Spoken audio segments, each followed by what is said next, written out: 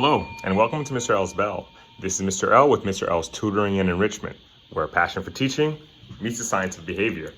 And in today's video, I wanted to actually talk about a couple misconceptions that I keep hearing about ABA, or Applied Behavioral Analysis. Because I'm a BCBA, a Board Certified Behavior Analyst, that is the therapy that has been taught to me to utilize when working with students on the autism spectrum. And one thing that I've heard from many families that I've started to work with, and families who have maybe not had experience with ABA, is that ABA turns their students into robots. And that's something that I really wanted to lean into, because I wanted to understand why we are assuming that, because really there are components of memorization, like rote memorization. Some students that learned their multiplication tables, a lot of that is rote memorization and then seeing how it works in context. So right now, when we're working with students, we're really trying to teach them the pieces of information and also provide them the right context to use them, to really kind of give them appropriate ways of requesting help, requesting attention. That's a big one. Like either saying, excuse me, or some students have developed maladaptive behaviors where they maybe hit or they break something. All right. So one thing I wanted to talk about there is that the students are really learning to use skills, and we're trying to teach them the context in which we want to use those skills. All right. So the second misconception I wanted to tackle was that we're ABA or BCBAs or RBTs, or registered behavior therapists that do the direct work, are only doing drills at the table.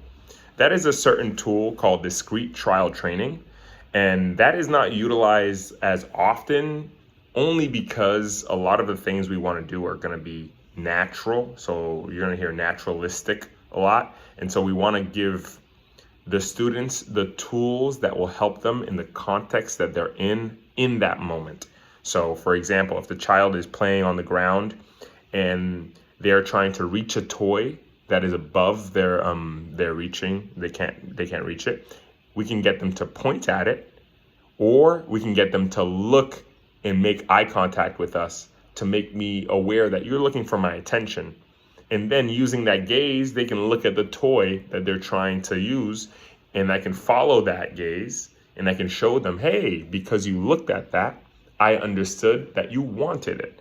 All right. So you can start pairing certain motions. So instead of the kiddo just looking at the toy, maybe you start having them point at the toy. And then when they point at a toy, like, reward that behavior. So I want to make sure that you guys understand, like, a lot of the things that we're going to do are not always at the desk, and it's going to look, we're going to teach them the skills that work in the context that we are in.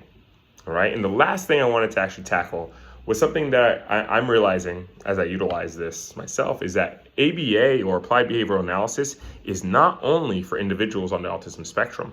I've been able to utilize a lot of ABA skills in the classroom when I was getting my license as a special ed teacher. And that was huge.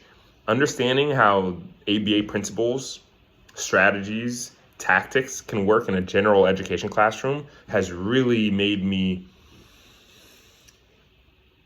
I don't know, it made me feel very strange, because it was very clear to me that this is going to work if you set the rules up correctly, you explain to the students exactly what's happening, and you explain the consequences of their actions, whether it leads to a reinforcing, maybe like you get points for your team, or a punisher. That's, usually you don't use a punisher as often, but you make it clear that, hey, if you do not do this, then this is what happens. Sticking to those consequences and sticking to the rules that you create feels like almost common sense, but it can be very, very difficult. And so that's what we really have to start managing as ABA specialists. Really, as a BCBA, I love to use these skills and these tactics inside of general education classrooms and explain it to them so that they understand, how is this working? Why is it working? Teaching kids about behavior is really, really helpful, and it gives them more insight about what is motivating, what an abolishing operation versus an extinguishing operation is, Which one makes you want something more? So there's a lot of fun strategies or concepts and techniques that we have in ABA that would benefit a lot of people, not only in the general ed classroom, not only in a general education classroom, but also working with adults. And I've worked with adults using ACT. I've made a couple videos about that. Please check those out. But ACT is a great way to utilize ABA and to bring it into your mental health and mental well-being, making sure that you are aware of what is going on in your thinking, which is a little bit of that CBT or cognitive behavioral therapy. But that's the three things I wanted to tackle so that you understand that ABA is kind of marred in some misconceptions. And the first one being that we train kids into robots, and that is not the fact. We are trying to provide them the skills or the actions to work within a context. The second one was going to be that ABA is only drilling exercises, as if we're sitting at the desk and doing discrete trials, and that's the only way we teach these things. No, we use naturalistic or pivotal response training. There are a lot of different ways that we can provide kids the tools and contrive the situation so that they can utilize those tools and see the importance of those skills and what they're going to get you.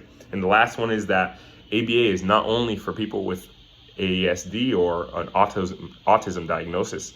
It is very, very useful for teachers, adults, people who are working with other people. That's a big one. People who are working with other people.